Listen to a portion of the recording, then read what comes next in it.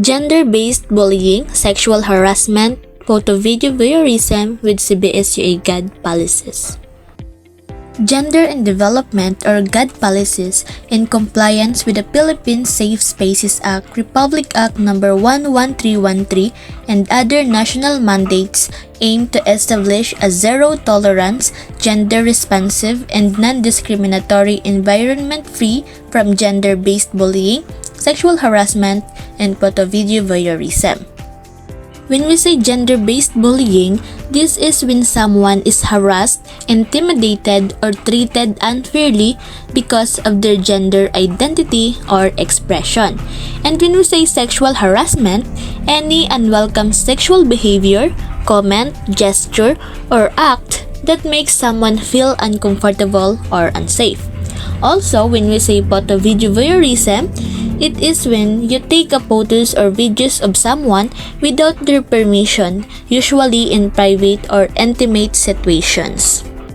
To address that situation, we have a Gender and Development or GAD policies which aims to create a safe and respectful environment free from bullying, harassment, and discrimination. It ensures everyone is treated equally regardless of gender or sexual orientation, including here the LGBTQ+ individuals. It also follows national laws like the Safe Spaces Act, Republic Act 11313 to protect students, teachers, staff, and guests. Gender isn't just biological. It's also shaped by society, culture, and education. Policies aims to prevent harmful behaviors and promote inclusion. GAD policy assumptions, expectations, and requirements. Assumption: gender is a social construction that impacts education and societal life, not really a biological fact. Meaning, ang gender ay social construction, hindi lang biological fact. Binubuo ito ng society's beliefs, norms, and practices. Malaking epekto nito sa edukasyon sa pamamagitan ng stereotypes na naghihigpit ng subject choices at opportunities, at sa society naman sa work, sa home, and sa relationship with others. Even though ang sex or body's biological traits ay totoo, ang gender ay nakabase sa kung paano natin intindihin and i-express ang ating mga sarili.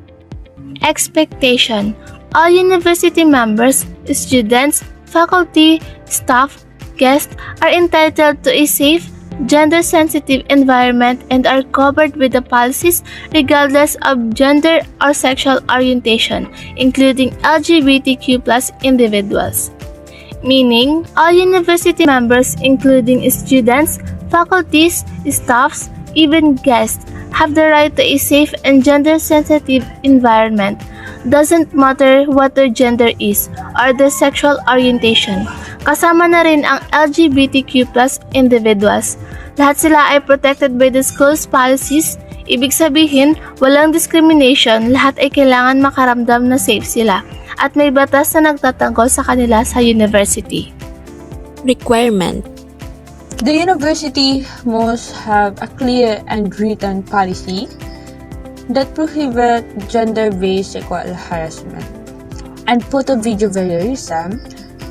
These are classified based on their seriousness, grave, less grave, or light offense, and each has corresponding penalties. This ensures fairness, accountability, and protection for all members of the school community. Then, all cases of gender-based harassment must be reported immediately to the Committee on Decorum and Investigation. CODI is responsible for handling complaint, conducting investigation, and ensure that the complainant is safe and protected from retaliation. Then, last, gender and development principle must be integrated into all areas of the university such as teaching curriculum, research, and official communication. This promotes gender equality, respect, and inclusivity in the academic environment. breaking gender issues in the classroom. Students rule, adhere to the code of conduct. Students are expected to respect their peers and all members of the university community. When they experience or witness gender-based harassment, bullying, or discrimination, they are expected to inform proper authorities such as teachers, guidance counselors, or school administrators. Report incidents. Victims or witnesses are encouraged to report because reporting helps stop harmful behavior, protect victims, and prevent similar incidents from happening again. Keep records. Victims are advised to document all evidence of incidents, like screenshot, messages, or even a videos, to become a proof and support the report to ensure fair action. Engage in GAD activities. Students are expected to participate in GAD-related training and activities that promote gender sensitivity and anti-social harassment awareness. For an advice, always speak up and report gender-related issues respectfully and promptly. Supporting one another and informing teachers or school authorities helps us create a safe, inclusive, and respectful learning environment for everyone. Teacher's role. Number 1, promote gender-fair pedagogies. Ibig sabihin daw niyan, teacher should teach in a way that treats everyone equally, without saying or implying that one gender is better at something than another.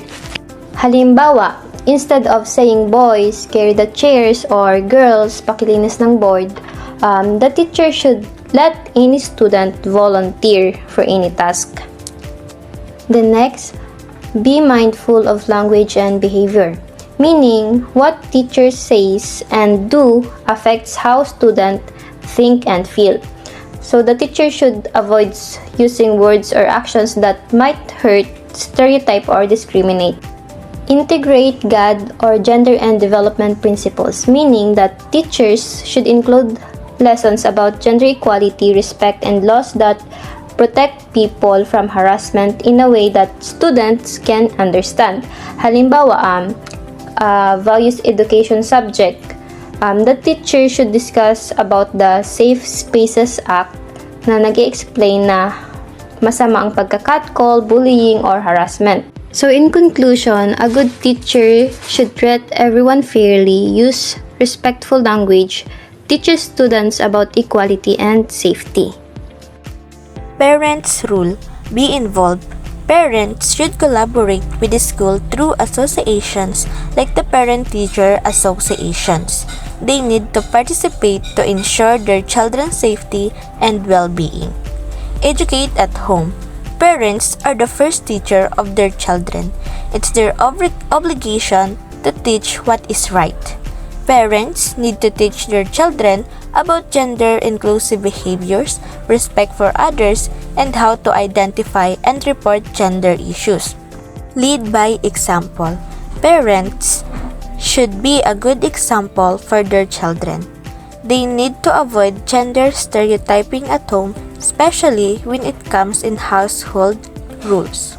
By having a good communication in their children, they can build a good environment. Use of gender-fair language.